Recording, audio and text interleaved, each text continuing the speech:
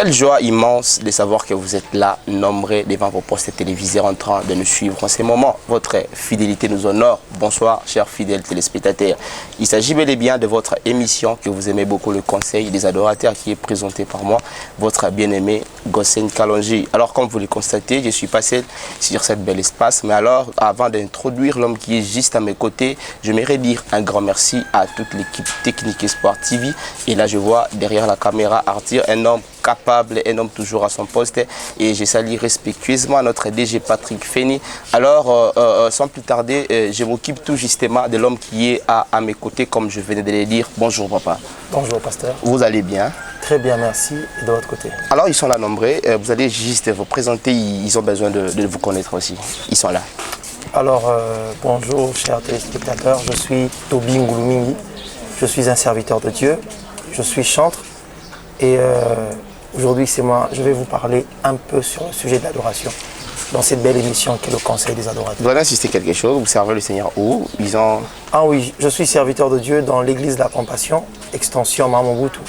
Là, je suis responsable des jeunes et président d'une des chorales. Très bien. Nous sommes sur ce plateau avec l'homme de Dieu qui vient de se présenter, le frère, le berger, Toby Ngulumingi. Alors, sois attentif. J'ai toujours dit, quand il s'agit du Conseil des adorateurs, que vous allez carner nabik et que vous allez m'abêter. Ça sera important pour toi parce que nous parlons de la part du Seigneur. Alors, sans plus tarder, je vais entamer la première question où nous allons parler sur... On commence par l'adorateur homme de Dieu et puis nous allons toucher l'adoration. Très bien. Ici, nous sommes au Conseil des adorateurs. Alors, ils sont là, nombreux en train de nous suivre. Et je suis très sûr. Il y a des gens qui nous suivent là-bas en Afrique, ici, ils sont connectés. Alors, tu vas nous parler d'abord d'un adorateur et nous allons toucher l'adoration. Vous avez la parole.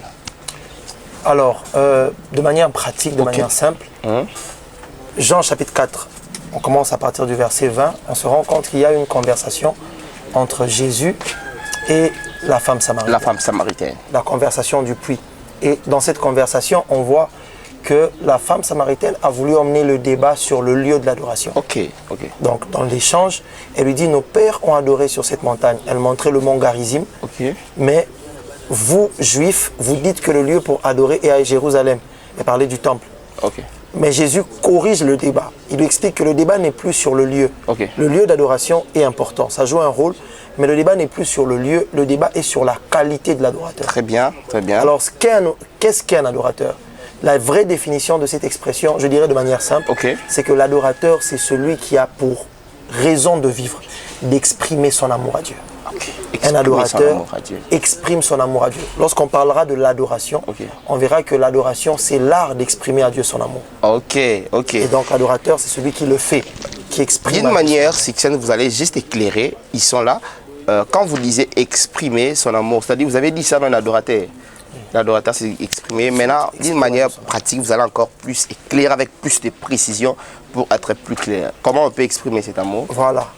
Genèse chapitre 22. Vous êtes libre même de lire. Voilà, Genèse chapitre 22. Le texte dit, après ces choses, Dieu mit Abraham à l'épreuve et lui dit, Abraham répondit, me voici. Dieu lui dit, prends ton fils, ton unique, celui que tu aimes, Isaac, va-t'en dans le pays de Morija et offre-le en holocauste sur l'une des montagnes que je te dirai.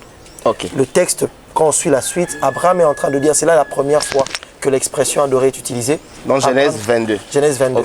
Abraham est en train d'expliquer, il dit, vous restez ici, moi et l'enfant, nous allons monter et adorer.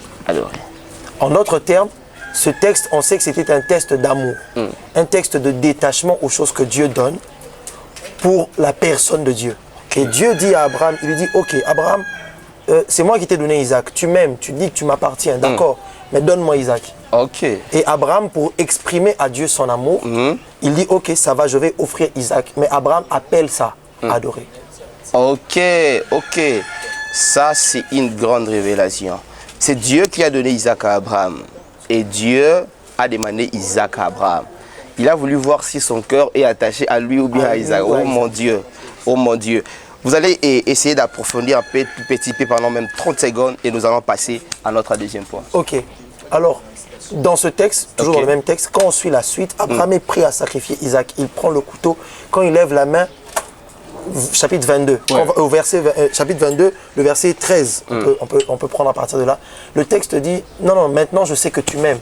Okay. L'original rapporte, maintenant je sais que tu m'adores. Tu m'adores. Le texte original dit, maintenant je sais que tu m'adores. Tu m'adores. En d'autres termes, pour Dieu, l'adorateur, c'est seulement celui qui étend cet amour-là, qui montre cet amour-là. Qui démontre cet amour. Voilà, qui démontre cet amour. L'amour de Dieu, il n'y a personne ici qui va dire qu'il est Dieu. Okay. Vous voyez? Personne ne va vous dire directement, moi je n'aime pas Dieu. Okay. Tout le monde, surtout à Kinshasa, il y a même une expression qui traîne, qui circule généralement, c'est Maramanzambe Baboyate. Parce que tout le monde a une certaine révérence pour Dieu. Okay. Mais ce n'est pas tous les Kinois qui sont adorateurs. Parce que est adorateur celui qui vit pour démontrer maintenant cet amour. Gloire au Seigneur. Cet amour n'est plus dans ses mots, cet amour est dans sa façon de vivre pour Dieu. Ok, et vous avez lu un texte au commencement, c'était Jean chapitre 4, le verset 23. Là, elle était qui? Mais l'heure vient où elle est déjà venue. Où le vrai. En fait, Dieu relève, on dirait un choix. Il fait un choix des adorateurs. Il a dit où le vrai adorateur. Très bien. C'est là, ça complète la réponse que vous venez de dire tout à l'heure. Très bien. C'est-à-dire, parmi tous les Kinois, ce n'est pas tout le monde qui sont des adorateurs. Voilà. Et Dieu demande aussi ceux qui sont de vrais. Alors, nous allons... Surtout, j'allais compléter concernant l'adorateur. Allez-y. L'adorateur est en fait la seule personne ou la seule chose que Dieu cherche. Ok. Le texte est en train de dire, ce sont là les adorateurs que le Père demande. Ouais. Ça veut dire que le Père qui donne tout devient demandeur. Aïe, oh mon Dieu. Lui, il donne. Ok. Mais quand il s'agit d'adorateur, c'est lui qui demande. Mon Dieu. Et même un homme a dit, beaucoup de gens vont à la montagne pour chercher Dieu. Okay. Moi, je vais à la montagne pour devenir celui que Dieu cherche. Okay. Parce que quand les gens vont à la montagne pour chercher Dieu, et que moi, je vais à la montagne pour l'adorer, eux, ils cherchent Dieu. Mais moi c'est Dieu qui me... Waouh, c'est formidable. Alors, chers fidèles téléspectateurs, c'est le mission, le conseil des adorateurs. Nous sommes en direct ici à Sport TV. Alors, l'émission est présentée chaque samedi et dimanche à 16h30 sur Sport TV. Nous sommes ici sur ce plateau avec l'homme de Dieu, le berger Toby. Alors, nous sommes en train de parler des choses très bénissantes. Alors, nous entamons directement notre deuxième point sur l'adoration. Nous avons parlé de l'homme, maintenant nous parlons de l'adoration. Vous avez la parole, papa. Très bien. Alors, l'adoration, comme je l'ai dit, c'est l'art d'exprimer à Dieu son amour. C'est son amour. Il y a un livre, je crois que l'auteur s'appelle Gary Chapman. Le titre de ce livre, c'est « Les langages de l'amour ». Les langages de l'amour. Et ce livre explique que chaque être, chaque personne a une façon de percevoir l'amour. C'est pour cette raison que vous pouvez tomber dans un couple où la femme pense que le mari ne l'aime pas. Pourtant, le mari fait des efforts. Mais le mari a sa façon d'exprimer l'amour et la femme a sa façon à elle de comprendre l'amour. Et Dieu aussi a sa façon de comprendre l'amour.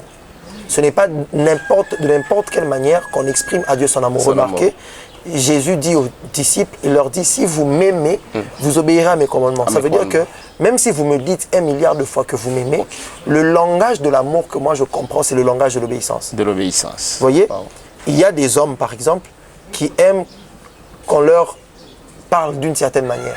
L'homme, généralement, de manière générique, interprète le respect et la soumission comme l'amour.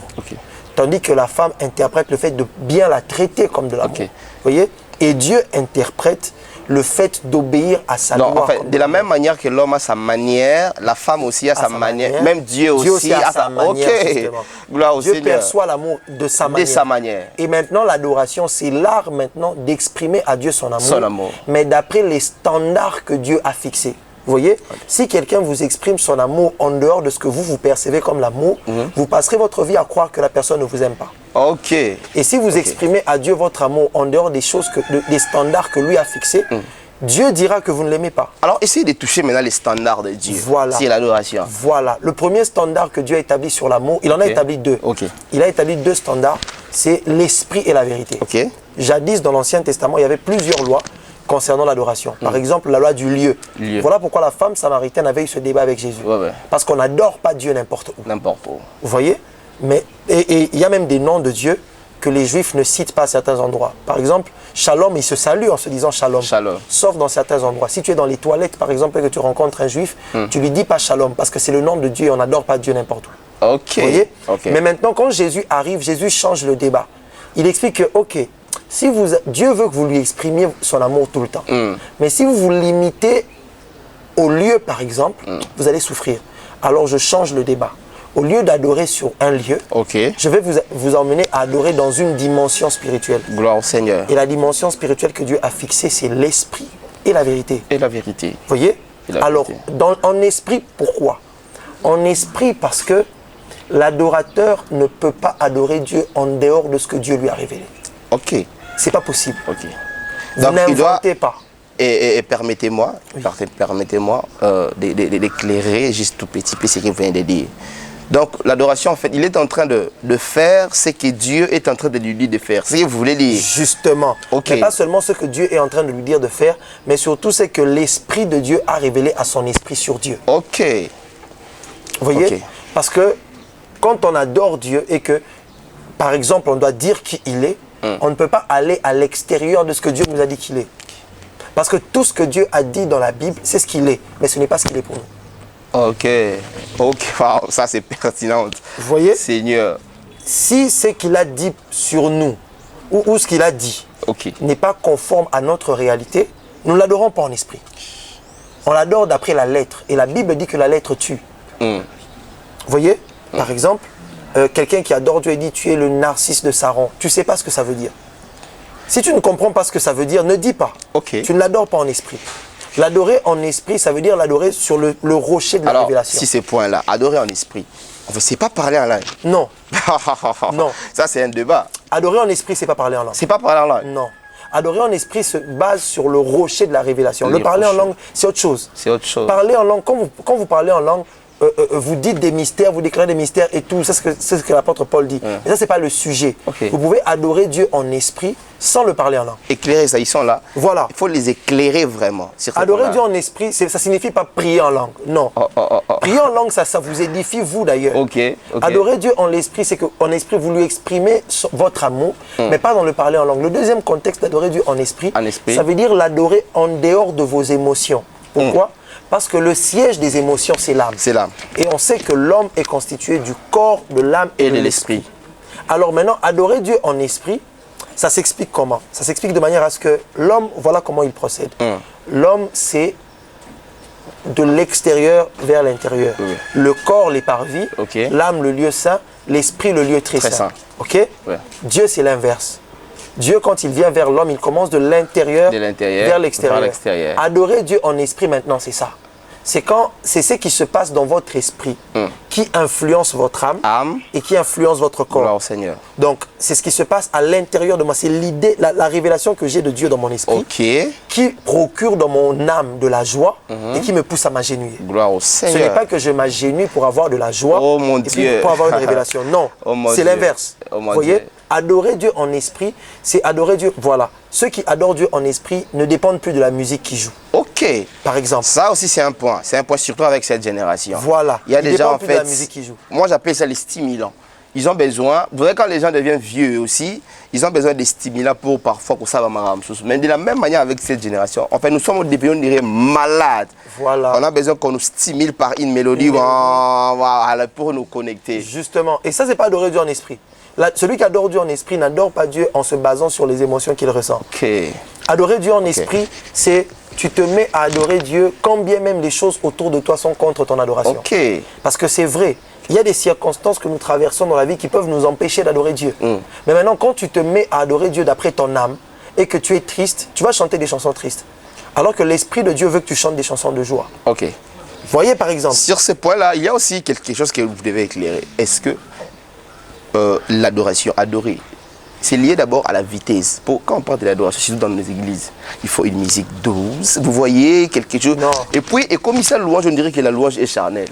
Et sur ces points-là. D'ailleurs, c'est une de mes phrases préférées. Si vous êtes à l'église, vous aurez déjà entendu cette phrase. L'une des phrases que je dis toujours, c'est que les gens les plus spirituels aiment beaucoup danser pour Dieu. J'aime cette phrase.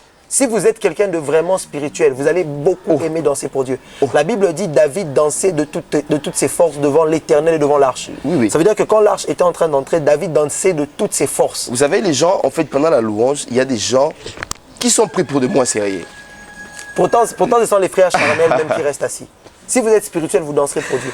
Alors, l'adoration n'a rien à voir, comme je l'ai dit, ça n'a rien à voir avec le rythme. Les rythmes. Ou la vitesse de la mélodie, ou le tempo. Ça n'a rien à voir avec le style musical. La musique a son rôle. Mais l'adoration, c'est pas ça. L'adoration transcende ça, justement. L'adoration, c'est quand vos yeux de l'esprit commencent à voir Dieu.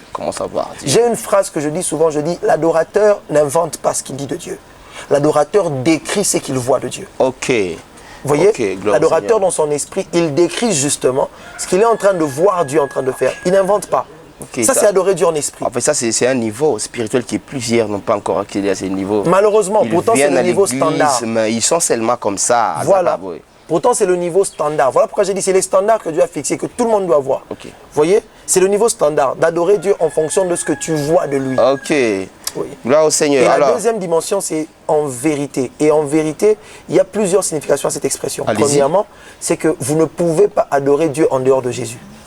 Adorer Dieu en vérité, c'est adorer Dieu en fonction de ce que Jésus a personnifié. Gloire au Seigneur. Vous voyez? Deuxièmement, vous ne pouvez pas adorer Dieu en dehors de ce que lui-même, dans sa parole, a dit qu'il est. Par exemple, vous ne pouvez pas dire à Dieu, Nzambe, bandoki ba telemeningai. Mais l'équipe a zandoki abandoki. Non, Zamba zandoki. Vous voyez? Gloire au Seigneur, oh mon Dieu, chers fidèles téléspectateurs, vous avez entendu ce que l'homme de Dieu a dit. Vous voyez? Côté zandoki abandoki. Et Dieu regarde et dit, oh, est-ce que ce petit me connaît? Oh mon Dieu, j'ai suivi une histoire sur Facebook, dans les réseaux sociaux. Il y a un homme, il était nouveau dans le Seigneur. Il est juste venu à l'église et il a entendu les voisins en train de prier. Tu es le lion de la tribu de Juda. Oh, l'agneau de Dieu. Il a dit, oh. Donc on adore le Dieu avec les animaux. Ah, lui commence à prendre aussi les animaux. Tu es les léopards, les tigres. Voilà, il ne comprend pas. Il ne comprend pas ce qu'il dit. Et ça, ce n'est pas dans la vérité. Parce que dans la vérité, vous voyez, tout ce que Dieu a dit dans la Bible, sur lui, on doit retrouver ces choses incarnées dans la personne de Jésus. Au Seigneur. Quand on retrouve ces choses incarnées dans la personne de Jésus et qu'on adore Dieu, on adore Dieu en fonction de ce qu'on a vu Jésus nous montrer. La Bible dit, personne n'a jamais vu Dieu. Mais celui qui l'a vu, c'est celui-là qui l'a fait connaître. Jésus. C'est Jésus qui nous a fait connaître le Père. Vous voyez? C'est Jésus qui nous a révélé le Père. Et quand on adore le Père, justement, on l'adore en fonction de ce que Jésus nous a dit sur sa personne et sur son caractère. On ne peut pas sortir de ça. Adorer Dieu en vérité, c'est ça. Quand on adore Dieu et qu'on a une révélation sur lui, on ne peut pas aller en dehors de ce que lui-même. Dieu se retrouve, il regarde et dit, mais ça, c'est pas moi. Ça, c'est pas moi. Moi, je ne suis pas sorcier, par exemple. moi, je ne suis pas un gorille, par exemple. Vraiment. Vous voyez? Parce qu'il y a des éléments, des dimensions de lui qui sont personnifiés, il y en a beaucoup. Et adorer Dieu en vérité, c'est ça. Voilà pourquoi c'est important d'adorer celui que vous connaissez. Remarquez bien dans le débat de Jean chapitre 4. Quand la femme parle, Jésus regarde et dit, en fait, vous adorez ceux que vous ne connaissez pas. Voilà pourquoi il y a ce problème. Parce que l'adoration exige la connaissance de celui qu'on adore. L'adoration n'emmène pas la connaissance de celui qu'on adore d'abord, non. L'adoration est une conséquence de la connaissance de celui qu'on adore. De la connaissance. C'est pas comme la louange, non? Parce qu'elle a dit que tout ce qui respire, non, la louange, c'est tout le monde qui fait. C'est tout le monde. La Bible décrit que la louange, c'est tout le monde qui fait. Mais les adorateurs remplissent des critères. Et vous n'avez pas idée, les hommes n'ont pas idée du privilège que nous avons d'adorer le Seigneur. Pour qu'on puisse voir à quel point nous sommes privilégiés, nous devons lire Ésaïe chapitre 6, voir les êtres qui adorent le Seigneur dans le temple qu'il y a dans le ciel. Vous voyez? Ésaïe chapitre 6, le texte dit que des séraphins de gloire se tenaient au-dessus de lui. Et ces êtres-là avaient chacun 6 ailes. 6 ailes. 2 pour se couvrir le visage, 2 pour se couvrir le pied, 2 dont ils se servaient pour voler. Et c'était ces êtres-là qui adoraient le Seigneur. C'était des êtres pleins de gloire, pleins de force, des êtres de feu. Alors lorsque Ésaïe a vu ces êtres, il a vu ces créatures, il s'est maudit lui-même. Il a expliqué, il s'est rendu compte qu'il n'était pas de taille par rapport à ça. Alors qu'est-ce que Jésus fait? Jésus maintenant explique, il dit, ok, vous voyez ce ciel-là, cette dimension-là qui était inaccessible, l'heure maintenant vient où ce sera le standard de tous les vrais adorateurs. Vous voyez? Ou quand vous adorez Dieu, vous le voyez lui. Vous voyez? Et vous l'adorez en fonction de la révélation que lui a donnée. C'est ça, adorer Dieu en esprit et en vérité. Premièrement, vous l'adorez en fonction de ce que lui-même vous a dit à vous personnellement. Deuxièmement, vous l'adorez en fonction de ce qu'il a donné de lui dans l'Écriture. Alors, pour entamer notre troisième question, j'aimerais donner une annonce déjà pour ces 30 décembre. Nous sommes tellement impatients, nous allons consommer sur toutes les plateformes le single de notre frère Benito. Le frère Benito, Alors, l'affiche, vous allez la voir, nous allons la présenter. Régis, balancez-nous l'affiche. C'est l'affiche de notre frère. C'est un adorateur que nous allons recevoir sur ce plateau, le frère Benito. C'est une chanson, moi je suis tellement impatient. Une chanson qui va bénir le vie. Qui va bénir le vie. Alors, sans plus tarder, nous allons entamer le mystère de l'adoration pendant 2 minutes seulement. Vous allez nous révéler qu'est-ce que... Vous êtes un adorateur, papa. Qu'est-ce qui se cache? Est-ce que l'adoration, qu'est-ce qui se cache lorsqu'on adore le Seigneur? Il y a des choses parfois qui sont... Hein, il y a Marambo et Bomba, parfois que beaucoup de gens ignorent. Alors, étant un adorateur, un serviteur de Dieu, essayez un peu de dévoiler cela. Vous avez la parole. Alors, Ésaïe chapitre 6. Ésaïe 6. On connaît certainement le texte. Alors, lorsque les séraphins ont crié, Saint, Saint, Saint est l'Éternel, la terre et le ciel sont remplis de sa gloire. Ce qui s'est produit, c'est que le temple qu'il y avait dans le ciel s'est rempli de fumée et même ils ont été ébranlés dans leur fondement. Cela signifie tout simplement que l'adoration emmène la gloire manifestée de Dieu. Gloire au Seigneur. De manière pratique, l'adoration emmène la gloire manifestée de Dieu. Et il y a un monsieur, un révivaliste qui s'appelle Evan Roberts, il explique ceci. Il dit, le réveil, les vagues du réveil soufflent en fonction du mouvement d'adoration et des chansons sacrées, des chansons saintes qui sont jouées. Vous voyez, ce n'est pas les bonnes prédications. Mais quand vous avez dit des chansons saintes, qu'est-ce que vous voulez dire par là? Il y a aussi... J'y arrive. Alors, maintenant, qu'est-ce qui se produit? C'est que dans l'adoration, quand on concentre notre attention sur la personne de Dieu, Dieu prend plaisir à manifester sa gloire. Yes. Et quand il prend plaisir à manifester sa gloire, il attire encore plus notre attention sur sa personne et sa gloire se manifeste encore. Yes. Ça veut dire que quand il y a une carence de gloire dans un milieu, la bonne stratégie, c'est d'adorer le Seigneur. Gloire au Seigneur. Oh, quand la gloire Dieu. manque, la bonne stratégie, c'est d'adorer le Seigneur. C'est on dirait inviter le ciel. Voilà. C'est on dirait inviter... Justement. Okay. C'est on dirait... Parce que vous voyez, dans ce texte d'Ésaïe chapitre 6, Dieu était assis sur le trône. Mais on dit que le temple fut rempli de fumée. Ça veut dire que même dans le ciel, il y a des dimensions, quand ils veulent ces dimensions, ils savent quoi faire pour les inviter. Et ces dimensions-là passent par la déclaration de Saint, Saint, Saint et l'Éternel. Okay. En d'autres termes, les anges dans le ciel n'adorent pas parce qu'ils en ont envie. Ils adorent aussi parce qu'il y a des dimensions de Dieu qu'eux n'ont pas encore vues. Okay. Alors même quand les ils sont anges. en train d'adorer, justement. Même les anges. Alors quand ils sont en train d'adorer, ils sont en train d'inviter ces nouvelles dimensions à se manifester. Gloire au Seigneur. Et c'est ce que nous faisons sur terre quand on adore le Seigneur. Gloire au Seigneur. Donc vous invitez le ciel. Justement. Alors, on peut aller plus loin pour dire même lorsque dans une famille il y a perte de la gloire. Alors, ressemblez-vous, adorez le Seigneur. On adore le Seigneur. Quand tu sens que dans tes entreprises, vous sentez que vous êtes bloqué. Justement, on adore le Seigneur. Adorez le Seigneur. Donc quand ça devient très compliqué, c'est le bon moment pour adorer le Seigneur. Oh mon Dieu. Au Talib et nos annonces célibataires. Papa, vous êtes célibataire aussi? Pour l'instant. Pour l'instant. Mais je pense que c'est provisoire. C'est provisoire. Ce n'est pas définitif. On est en train d'inviter la gloire de Dieu. Yes. On va inviter la gloire de Dieu. C'est-à-dire même dans le moment de célibat. Alors adore le Seigneur. Même quand tu manques le travail. Mon frère, moi j'ai toujours dit, ça sera injuste un homme qui se décide de tout laisser, de suivre le Seigneur, de prier, de gêner, de chercher Dieu et finir à la honte. Ça sera injuste. Ça sera injuste. À moins que tu... Dieu est trop sérieux pour ça. Dieu est tellement sérieux. À petit côté, c'est-à-dire, alors adore le Seigneur, invite Dieu, invite Dieu. Ça, c'est un mystère que tu dois comprendre. Tu dois comprendre, cher fidèle téléspectateur. C'est une grande révélation pour toi. Quand tout va mal, alors adore le Seigneur. Alors nous allons prendre une question aussi. Une question, c'est notre question de tous les jours, homme de Dieu. Par rapport à cette génération, le plan de Dieu. Vous êtes aussi dans cette même génération, tellement compliquée. Hein? Alors, qu'est-ce que Dieu cache pour cette génération? Très bien. Alors, pour commencer, je vais commencer d'abord par révéler ce que le diable principalement cache pour cette génération. Okay. Vous voyez, quand on dirige des jeunes, on se rend compte que les démons fonctionnent en hiérarchie, en rang. Et chacun gère quelque chose. Et c'est clair, avec la mondialisation, il y a quelques années, on craignait plus les démons de certains lieux. Les démons qui avaient la gestion de certains pays, de certains systèmes de pensée. Mais avec la mondialisation, ça n'a plus trop d'impact. Ce qui importe vraiment aujourd'hui, c'est les démons qui gèrent une génération. Un esprit qui contrôle la façon de penser de toute une génération. Toute une génération. Rencontrez un jeune aujourd'hui, posez-lui certaines questions, même un homme de Dieu, vous allez vous rendre compte qu'il y a certaines stars qu'il connaît. Il y a certaines choses qu'il connaît. Et le diable a un programme contre cette génération. Et le programme, c'est d'augmenter le taux de dépravation et le taux de distraction, parce que cette génération a un potentiel à part. Si vous regardez maintenant, si on va dans le côté du plan de Dieu pour cette génération, vous remarquerez deux choses. Le premier plan de Dieu pour cette génération, c'est qu'il y a des années, beaucoup de gens commençaient à servir Dieu jeunes, mais la plupart d'entre eux, leurs jeunes c'était 40 ans, leurs jeunes c'était 35 ans. Mais maintenant, là, vous rencontrez un jeune de 15 ans, que le Seigneur a appelé et à qui le Seigneur parle. Et le diable va chercher ce jeune-là. C'est pas que le petit est pressé, il n'est pas pressé.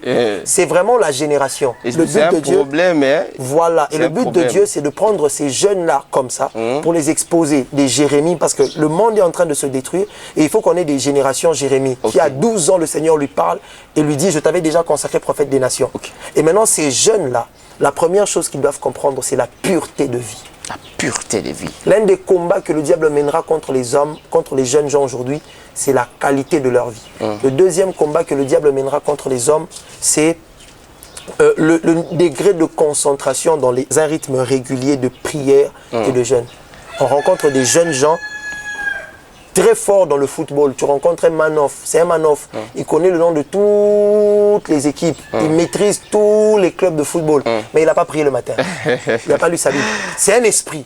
Vous voyez? Et ce que Dieu veut de nous en cette génération, c'est que déjà très jeunes, nous ayons les sérieux de nos pères. Moi, je trouve que la prière, c'est un travail. Il y a plusieurs paresseux spirituels qui n'arrivent pas à prier.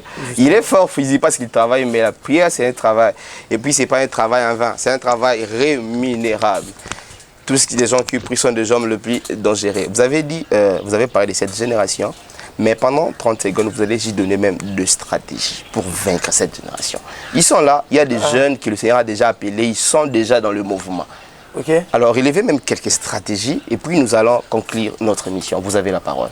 Bon, je vais peut-être donner les stratégies que moi aussi on m'a données. Je suis jeune, je les applique. Alors, celles qui m'aident aussi. Je pense que la première stratégie, c'est d'être vrai avec soi-même. Être vrai, être sincère avec soi-même. On se connaît. On sait ce qui nous emmène au péché, on sait ce qui nous expose au péché. Et un bon jeune sait ce qu'il doit éviter.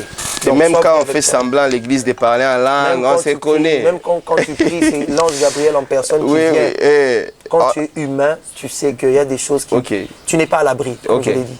Donc tu dois te mettre en garde, tu dois veiller sur toi. La Bible dit d'ailleurs que celui qui est debout prenne garde à ne pas tomber. La deuxième stratégie, c'est de constamment prier et jeûner. Ne pas prier, c'est de l'orgueil. Oh mon Dieu. Je vais répéter ça. C'est de l'orgueil. Négliger la prière, c'est de l'orgueil. Tu n'oublies pas de prier. Tu ne pries pas parce que tu n'as pas le temps. Tu ne pries pas parce que tu es orgueilleux. Tu penses que tu peux t'en sortir sans Dieu. Oh mon Dieu. Tu penses que tu peux passer la journée sans Dieu. Ça donne une rage, cette phrase. Hein? Justement, tu penses que tu peux réussir au travail sans Dieu. Vraiment. Donc, un rythme régulier de prière. Celui qui prie ne chasse pas d'abord les démons. Celui qui prie, ce qu'il est en train de dire à Dieu, c'est « j'ai besoin de toi ». Oh mon Dieu. Oh mon Dieu. Oh mon Dieu. Oh mon Dieu. Ça sont des phrases très pertinentes qui donnent une rage. En tout cas, celui qui ne prie pas, c'est un orgueilleux. Tu penses que tu peux t'en sortir sans Dieu. Oh mon Dieu. Alors, nous sommes à la fin de notre émission, de votre émission. Bien sûr, le conseil des adorateurs. Papa, vous avez donné juste quelques salutations. Je sais que le peuple de la compassion, vous êtes berger, non? Vous encadrez beaucoup de jeunes et des sœurs aussi. Bon, surtout des jeunes. Et surtout des jeunes. Alors, vous allez les saluer. Ils sont là. Vous avez la parole. Vous allez les saluer. Ok, mes sincères salutations à toute la jeunesse de la compassion Cité Mamoutou, à toute l'église que nous aimons profondément et à tous les bien-aimés dans le Seigneur. Que le Seigneur vous bénisse abondamment. Je pense que c'est. Mais vous n'avez pas cité le nom. Non, ça va. Oh. Gloire au Seigneur, gloire au Seigneur. Moi aussi de mon côté, je tiens d'abord à remercier l'homme de Dieu, le berger Toby. Merci d'avoir répondu à notre appel. Merci d'être là. Et aussi à toute l'équipe conseiller des adorateurs, sans oublier ma secrétaire à moi, la sœur Myriam Kalonji. Mia, je l'appelle Mia. Et aussi ma sœur Sarah Nito, la star du moment que le Seigneur te bénisse. Je dis un grand merci à tous les adorateurs, Je vous aime énormément. Et aussi à tout le bien-aimé qui nous suit de loin. Vous êtes connectés sur notre page et surtout n'oubliez pas de vous abonner sur notre chaîne YouTube Conseil des adorateurs officiel. Et aussi connectez-vous à la page Facebook Conseil des adorateurs. Nous sommes là et tous les archives sont là. Alors allez consommer, allez voir, abonnez-vous et laissez-nous surtout un commentaire, ça va tellement nous motiver. Quant à moi, je vous dis au revoir et retrouvons-nous au prochain numéro. Ciao. Bye.